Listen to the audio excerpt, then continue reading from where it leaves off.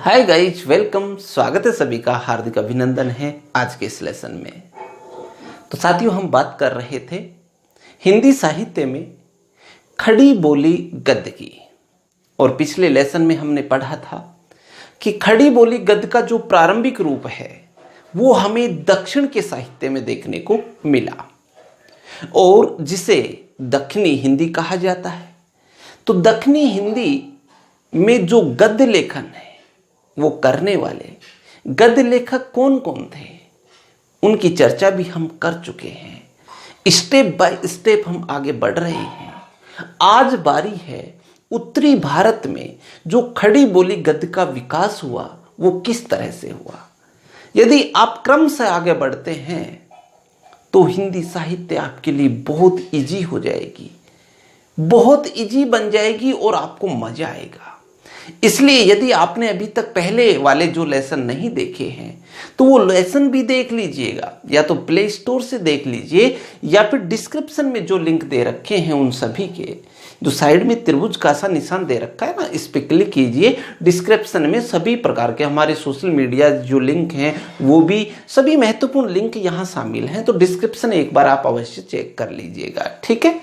तो आज हम जो बात करने वाले हैं वो उत्तरी भारत में खड़ी बोली गद्य का विकास कैसे हुआ। एक एक पॉइंट को लेकर मैं आगे बढ़ूंगा, एक एक पॉइंट आपके लिए महत्वपूर्ण है, इसलिए ध्यान से समझते हुए चलो और कोई टेंशन नहीं लेनी, धीरे धीरे समझो। देखो, सबसे पहले उत्तरी भारत में खड़ी बोली गद्य के विकास की हम बात करें तो इसमें देखो कुछ फैक्ट्स हैं, उन फैक्ट टू फैक्ट प्रश्न पूछे जाते हैं। तो पहला फैक्ट क्या है, तो देखो पहला फैक्ट तो यही है कि उत्तरी भारत में खड़ी बोली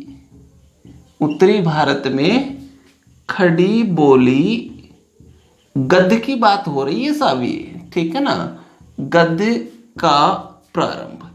ठीक है, पहला प्रश्न तो ये हो गया हमारे सामने। कौन सा है, पढ़ो जरा एक बार, कि उत्तरी भारत में खड़ी बोली गद्य का जो प्रारंभ है, शुरुआत है, वो कब से हुई, कब से मानी जाती है उत्तरी भारत में। तो सब ध्यान रखना, ये शुरुआत उत्तरी भारत में हुई थी 17वीं 18वीं सदी में, ठीक है ना। 17वीं 18वीं शताब्दी में ये शुरुआत हुई। ये लो साहब, तो ये समय है, तो इस समय पे जाकर के और ये शुरुआत हो जाती है। तो एक इजी सी पॉइंट हो गया हमारे सामने कि प्रश्न को पढ़ो एक बार ढंग से। शुरुआत की बात हो रही है कि उत्तरी भारत में खड़ी बोली गद्य का जो प्रारंभ है वो कब से माना जाता है, तो वो 17वीं 18वीं शताब्दी से माना जाता है, ठीक है ना। तो पहला बिंदु ये हो गया। चलिए, इसके बाद में दूसरे बिंदु पे आओ। देखो, दूसरा बिंदु भी इसी स्टेप में आगे है। क्या कि उत्तरी भारत में जब प्रारंभ हुआ ना तो खड़ी बोली की प्राचीनतम गद्य रचना कौन सी है, ठीक है। तो ये प्रश्न लिखते हैं हम। चलो, उत्तरी भारत, ये दूसरा फैक्ट है जिसको ध्यान रखना। उत्तरी भारत में खड़ी बोली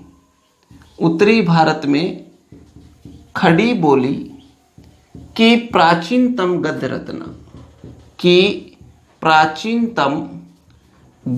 रचना, तो गद्य की बात कर रहे हैं हम, तो उत्तरी भारत में खड़ी बोली की प्राचीनतम गद्य रचना, सबसे पहली जो गद्य रचना है वो कौन सी मानी जाती है, ठीक है ना। तो इसमें आपको एक चीज ध्यान रखनी है, ये जो रचना है प्राचीनतम गद्य रचना, इस रचना का नाम मैं इधर लिख रहा हूं। देखो, रचना का नाम है जो आप सभी को लगभग पता होगा, बहुत महत्वपूर्ण प्रश्न है और काफी बार ये पूछा जाता है, काफी बार आ चुकी है, ठीक है ना। तो इसका क्या नाम है, छंद वर्णन, ठीक है ना। तो इस तरह से ध्यान रखेंगे, छंद वर्णन की महिमा, ठीक है, ये रचना का नाम है साहब। तो ये अपने को ध्यान रखना है, बहुत इंपॉर्टेंट तथ्य है कि खड़ी बोली की प्राचीनतम जो गद्य रचना है उत्तरी भारत में वो कौन सी है, तो वो है छंद वर्णन की महिमा, ठीक है। ये रचना का नाम है, आपको ये ध्यान रखना। अब देखो, ये छंद वर्णन की जो महिमा है ये कब की रचना है, इसके बिंदु समझना। तो ये जो रचना है, रचना का नाम कब की है। अगर बात करें हम इसके समय की, तो ध्यान रखना, जैसा कि मैंने बताया शुरुआत 17वीं 18वीं शताब्दी मानते हैं, ठीक है। तो ये रचना है, ये कब की है, 17वीं शताब्दी की रचना मानी जाती है, ठीक है। कब की मानी जाती है, 17वीं शताब्दी की रचना ये मानी जाती है, एक बात। दूसरी बात, चंद छंद वर्णन की महिमा, इसके रचनाकार कौन है, दूसरा प्रश्न ये बनता है। तो आपको ये भी ध्यान रखना है, क्योंकि रचनाकार से जो प्रश्न है वो भी काफी बार पूछा गया है। तो इसके रचनाकार कौन है, तो ध्यान रखना, इसके रचनाकार हैं कौन, गंग भाट। कौन है, गंग भाट, ठीक है। तो गंग भाट इसके रचनाकार रहे हैं, दैट्स क्लियर, कोई दिक्कत नहीं है यहां तक। चलिए, इसके बाद में आपको एक चीज और ध्यान रखना है, ये जो गंग भाट हैं ये अकबर के दरबारी कवि थे। किसके, अकबर के। तो हमें ये पता होना चाहिए गंग भाट हैं ये कौन थे, तो ये थे अकबर के दरबारी कवि, ठीक है ना, अकबर के दरबार में। तो अकबर के दरबारी कवि थे कौन, गंग भाट। क्लियर हो गया बिंदु। तो इस तरीके से देखो, ये हमारा दूसरा बिंदु है, ये क्लियर होता है। तो यहां कई तथ्य निकल कर आए, प्रश्न को किसी भी प्रकार से घुमा के पूछा जा सकता है, तो इसलिए इनको थोड़ा सा एक बार ध्यान से फिर समझिए। देखो, उत्तरी भारत में खड़ी बोली की गद्य की प्राचीनतम रचना अगर पूछी जाए, तो प्राचीनतम गद्य रचना कौन सी है, तो वो है चंद छंद वर्णन की महिमा। कर देंगे। इसका समय क्या है, तो 17वीं शताब्दी की रचना है। इसके रचनाकार कौन है, तो गंग भाट हैं जो इसके रचनाकार हैं। गंग भाट हैं वो अकबर के दरबारी कवि थे। बिंदु क्लियर यहां तक, कोई दिक्कत नहीं है ना। चलिए, तो यहां तक हमारा ये दूसरा बिंदु खत्म हो जाता है। चलिए देखो, अब प्रश्न का जो तीसरा रूप है वो क्या है। अगर हम बात करें कि शुद्ध और परिमार्जित खड़ी बोली, ठीक है ना, ध्यान रखना, शुद्ध एवं परिमार्जित, प्रश्न को ढंग से समझना, शुद्ध एवं परिमार्जित खड़ी बोली, खड़ी बोली, ठीक है ना। देखो यहां पर खड़ी बोली थी, लेकिन ये अब कैसी हो गई, शुद्ध रूप में हो गई। शुद्ध एवं परिमार्जित खड़ी बोली की सर्वप्रथम गद्य रचना कौन सी है, शुद्ध एवं परिमार्जित खड़ी बोली की प्रथम गद्य रचना कौन सी है। देखो, ये भी प्रथम गद्य रचना है, ये भी प्रथम गद्य रचना है, दोनों ही प्रथम है। लेकिन अगर सामान्य तौर पे पूछा जाए कि कौन सी गद्य रचना कौन सी है, तो देखो ये खड़ी बोली की पहली मानी जाती है। लेकिन यहां पर ये तथ्य देख लेना, शुद्ध और परिमार्जित खड़ी बोली की बात की जा रही है, ठीक है ना।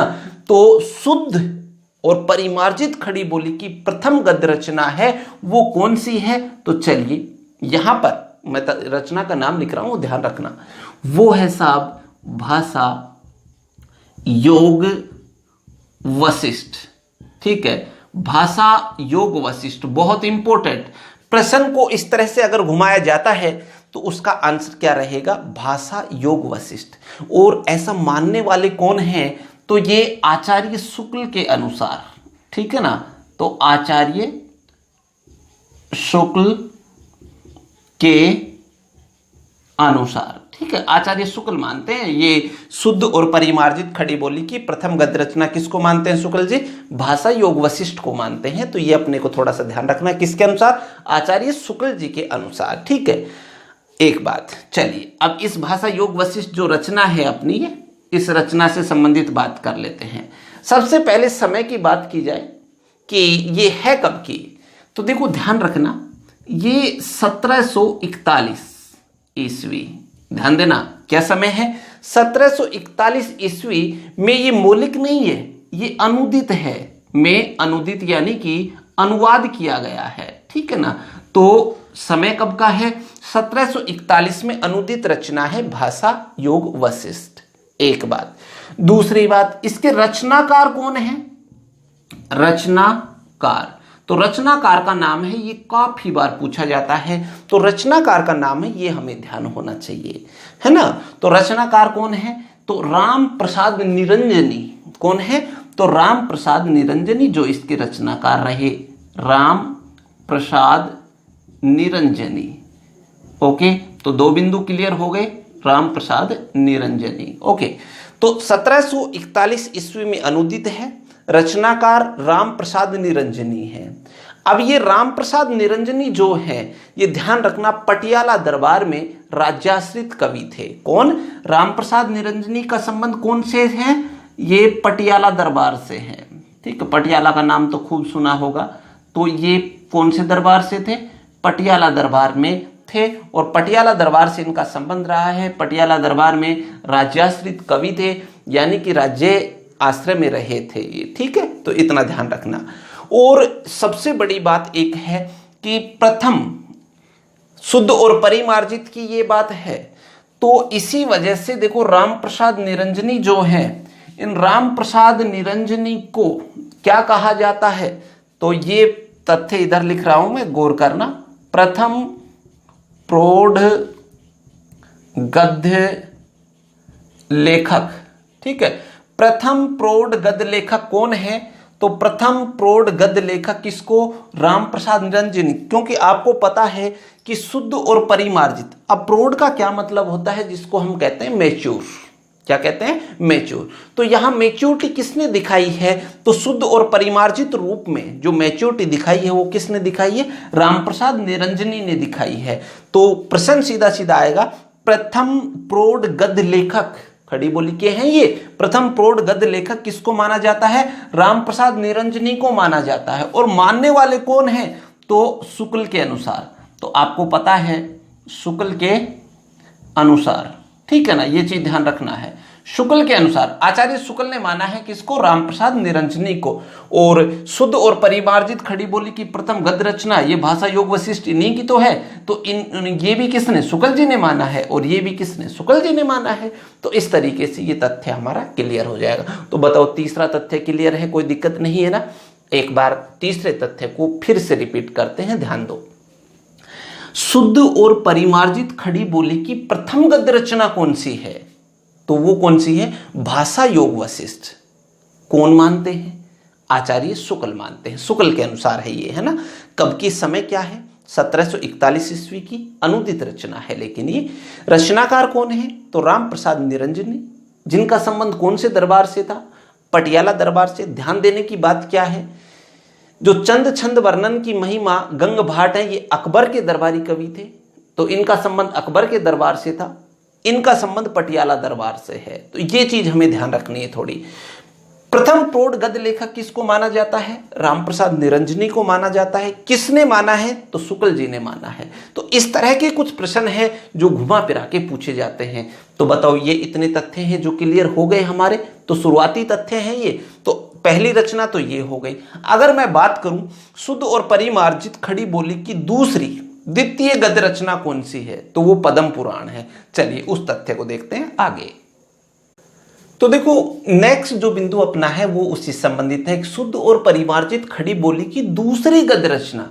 तो प्रथम गद्य रचना हम पढ़ चुके हैं इसमें, और अब दूसरी, कई बार प्रश्न है दूसरी से पूछा जाता है, प्रथम से न पूछकर, कि दूसरी गद्य रचना कौन सा है। ठीक है ना। तो जैसा कि मैंने अभी आपको बताया, मैं यहां लिख देता हूं। ठीक है ना। रचना का नाम है कौन सा? पद्म पुराण। ओके, तो ये पद्म पुराण जो रचना है ये है। अब ध्यान रखना है, ये पद्म पुराण जो है ये कब की है? तो ये 1761 ईस्वी की है। कब की है? 1761 ईस्वी ये इसका समय है। क्लियर। अब जो पद्म पुराण है ये भी एक अनुदित है। ठीक है ना। लेकिन हमारे को यहां से जो बिंदु ध्यान रखने हैं वो एक तो याद रखना है रचनाकार। कौन सा? रचनाकार। कि जो पद्म पुराण है इसके रचनाकार कौन है? तो इसके रचनाकार हैं साहब पंडित दौलत राम। ठीक है ना। तो ये ध्यान रखना है, पंडित दौलत राम ये पद्म पुराण के क्या है? रचनाकार हैं। क्लियर। इतना। पद्म पुराण 1761 की है, रचनाकार कौन है? पंडित दौलत राम है। तो ये भी अनुदित है। कैसी है? अनुदित। तो अनुदित है तो किसका अनुवाद किया गया है? तो एक बात समझना, यहां पर एक रचना है और जिसका नाम है जैन पद्म पुराण। जैन पद्म पुराण, ठीक है ना। अब ये जैन पद्म पुराण जो रचना है ये किसकी है पता है आपको? जैन पद्म पुराण जो है ये है हरिसेन, क्या नाम है? हरिसेन आचार्य, ठीक है ना। हरिसेन आचार्य की रचना है कौन सी? जैन पद्म पुराण। तो ये जो जैन पद्म पुराण है, इस जैन पद्म पुराण का इन्होंने अनुवाद किया है किसमें? खड़ी बोली में। तो देखो पद्म पुराण नाम से कर दिया कौन सी बोली में? खड़ी बोली, ठीक है ना। खड़ी बोली में अनुवाद कर दिया और क्या बना दिया? जैन पद्म पुराण। तो इस तरह से ये दूसरी रचना रही। समझ में आ गया आपको? आराम से धीरे धीरे पढ़ते रहो, आराम से अभ्यास करते रहो, फिर आपकी सफलता को कोई नहीं रोक सकता। सफलता के लिए एक परिपक्वता, दक्षता ये होना बहुत जरूरी है।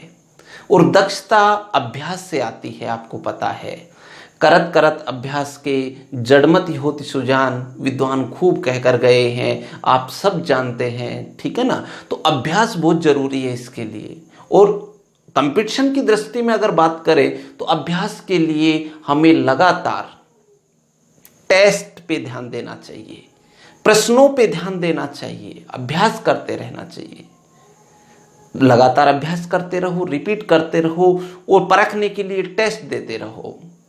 तो टेस्ट सीरीज के लिए अगर आप ज्वाइन करना चाहते हैं तो वरदान डिजिटल क्लासेज का अपना ऐप है, उस ऐप पे रोज फ्री में टेस्ट सीरीज चलती है। तो आप वो डाउनलोड कर सकते हैं और वहाँ रोज प्रैक्टिस कर सकते हैं। डेली फ्री टेस्ट सीरीज है, वो ज्वाइन करो। आराम से टेस्ट दो, आराम से अपनी तैयारी को सॉलिड करो, मजबूत करो, ठीक है। लिंक है डिस्क्रिप्शन में भी दे रखा है और प्ले स्टोर से भी आप डाउनलोड कर सकते हैं, वरदान डिजिटल क्लासेज नाम डाल से, ठीक है ना।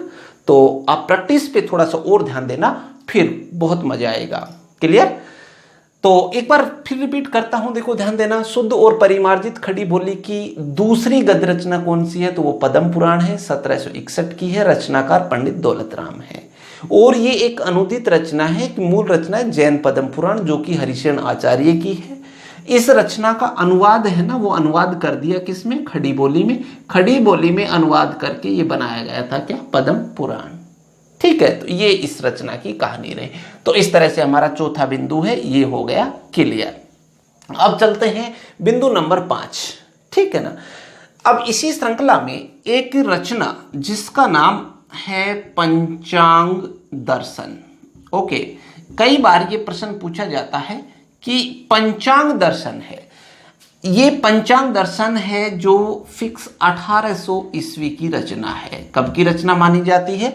1800 ईस्वी की रचना मानी जाती है। कौन सी? पंचांग दर्शन। ये पंचांग दर्शन है, ये ध्यान रखना, ये एक ज्योतिष ग्रंथ है। कैसा ग्रंथ है? ये एक ज्योतिष ग्रंथ है, ठीक है ना। ज्योतिष ग्रंथ है, ये ध्यान रखना है। और इसकी जो रचनाकार है वो कौन है? पंचांग दर्शन 1800 ईस्वी की रचना है।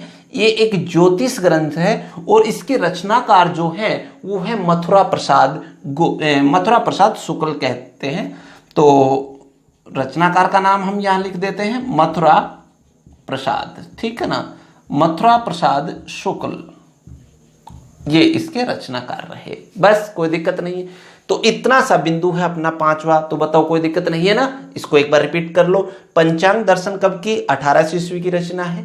ये एक ज्योतिष ग्रंथ है और इसके रचनाकार कौन है? तो रचनाकार है मथुरा प्रसाद शुक्ल, ठीक है। तो इस तरीके से ये हो गया हमारा कौन सा? 5वां बिंदु समाप्त। छठे बिंदु की ओर आगे बढ़ते हैं। तो देखो अगर बिंदु 6 की हम बात करें तो छठा बिंदु क्या है? तो एक लिपि है गुरुमुखी लिपि। कौन सी है? गुरुमुखी। देखो एक प्रश्न यहां से बनेगा क्या?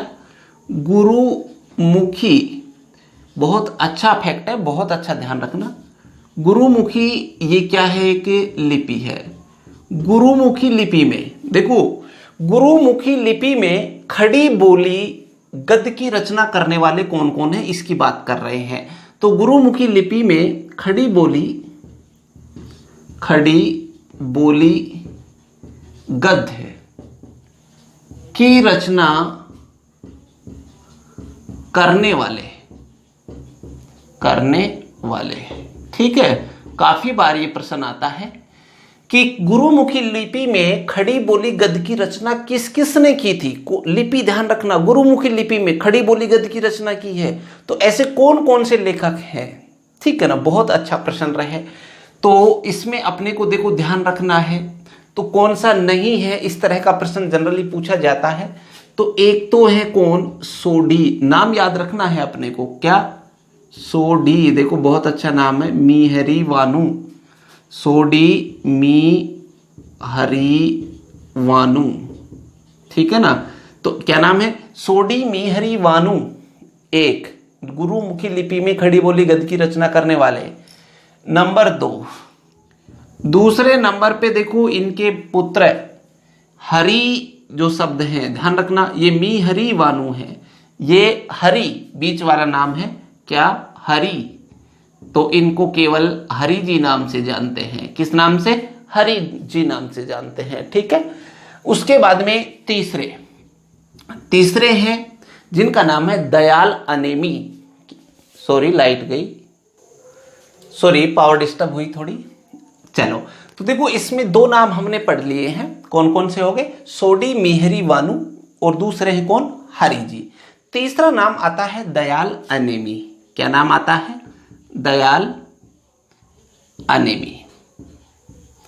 यस, ठीक है। तो इस तरीके से देखो हमने देखा कि ये फैक्ट है, ये हमारा क्लियर हुआ, कोई दिक्कत नहीं है यहां से, कि गुरुमुखी लिपि में खड़ी बोली गद्य की रचना करने वाले कौन है, तो वो है सोडी मिहरी वानु, हरि जी और दयाल अनेमी। 3 नाम अपने को विशेष तौर पे ध्यान रखने हैं।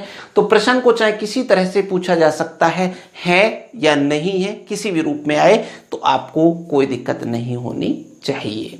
क्लियर, चलिए नंबर 7, नेक्स्ट पॉइंट की ओर बात करते हैं। तो देखो अब बात आ जाती है कौन सी, 19वीं शताब्दी। तो प्रश्न हमारा क्या है, देखो ध्यान देने की, कि खड़ी बोली गद्य को आगे बढ़ाने वाले।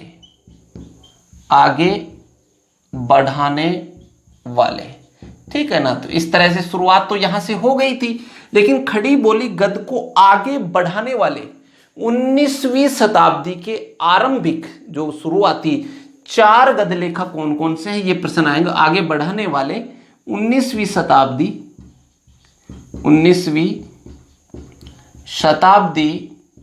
के आरंभिक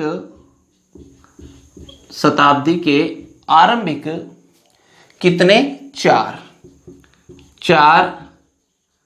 गद्य लेखक कौन कौन है। ठीक है, ये प्रश्न काफी बार पूछा जा चुका है कि जो आगे बढ़ाने वाले 19वीं शताब्दी में आकर के खड़ी बोली गद्य को जिन्होंने आगे बढ़ाया, उसमें मुख्यतः 4 नाम लिए जाते हैं। 4 प्रमुख गद्य लेखक हैं जिनके नाम पूछे जाते हैं। ठीक है ना, तो इनमें से कौन सा नहीं है, इस तरह का प्रश्न है जो काफी बार पूछा गया है। तो ध्यान रखना, ये खड़ी बोली गद्य को आगे बढ़ाने वाले 19वीं शताब्दी के जो शुरुआती 4 गद्य लेखक रहे हैं वो कौन कौन से हैं। तो देखो इसमें जो पहला नाम आता है वो है मुंशी सदासुखलाल नियाज। क्या नाम है, तो वो नाम है मुंशी सदासुखलाल नियाज। ठीक है ना, तो एक नाम तो देखो ये आता है मुंशी सदासुखलाल नियाज। ओके, इसके बाद में दूसरे जो हैं वो है सैयद इंसा अल्लाह खां। कौन है, तो उनका नाम है सैयद इंसा अल्लाह खां। ठीक है, तो दूसरा ये नाम है। तीसरा नाम जो आपको ध्यान रखना है वो है लल्लू लाल। कौन है, लल्लू लाल, जिन्होंने आगे बढ़ाया खड़ी बोली गद्य को। और चौथा है वो है सदल मिश्र। क्या नाम है, सदल मिश्र। ठीक है ना, तो इस तरीके से देखो ये प्रारंभिक 4 जो गद्य लेखक रहे जिन्होंने खड़ी बोली गद्य को आगे बढ़ाया। क्लियर। तो यहां से कौन सा गद्य लेखक नहीं है ऐसा प्रश्न आएगा, तो इसको थोड़ा सा ध्यान रख लेंगे आप। क्लियर है। तो ये 4 गद्य लेखक हो गए शुरुआती। ठीक है, तो अब हमें क्या करना है, इसके बाद में एक एक को स्टेप बाय स्टेप पढ़ना पड़ेगा कि मुंशी सदासुख लाल नियाज इनका क्या योगदान रहा, इनका क्या योगदान है, लल्लू लाल का क्या योगदान है, सदल मिश्र का क्या योगदान है। ठीक है ना। तो ये हमें एक एक करके पढ़ना पड़ेगा स्टेप बाय स्टेप। तो इस तरीके से हमारी जो सीरीज है ना वो बन के तैयार होती है। ओके, तो ये 4 तो शुरुआती लेखक हो गए साहब, 4 लेखकों को हमें पढ़ना है। लेकिन यहां पर एक संस्था ने भी काम किया। ठीक है ना। तो उस में जो विकास करने वाली संस्था कौन सी है, देखो 4 लेखक तो ये हैं, लेकिन संस्था कौन सी है, तो वो है साहब कौन सी, फोर्ट विलियम कॉलेज। कौन सी है, फोर्ट विलियम कॉलेज, जिसने अपना योगदान दिया है खड़ी बोली का विकास करने में। फोर्ट विलियम कॉलेज ये संस्था है। ठीक है ना। तो संस्था में ये नाम आता है और प्रारंभिक जो गद्य लेखक हैं 4 उनमें ये नाम आते हैं। तो इस तरीके से हमारी जो सीरीज है वो बन जाएगी। और आप अब पढ़ना क्या है हमें, तो देखो नेक्स्ट लेसन से हम शुरुआत करेंगे एक एक लेखक को, जो बहुत अच्छे तरीके से हमारी साहित्य है वो क्लियर होती हुई चले। मुंशी सदासुख लाल नियाज को पढ़ेंगे, सैयद इंसाल्लाह खां को पढ़ेंगे, लल्लू लाल को पढ़ेंगे, सदल मिश्र को पढ़ेंगे और फिर पढ़ेंगे किसको, फोर्ट विलियम कॉलेज को पढ़ेंगे। तो जिससे हमारे 19वीं सदी की जो प्रारंभिक स्थिति है वो हमारी पूरी क्लियर हो जाएगी। क्लियर। ठीक है ना। तो वीडियो है जो आपको कैसा लगा कमेंट करके अवश्य बताना। अच्छा लगा हो तो लाइक शेयर और सब्सक्राइब करना बिल्कुल मत भूलना। Thank you very much. मिलते हैं नेक्स्ट लेसन के साथ में। Thank you.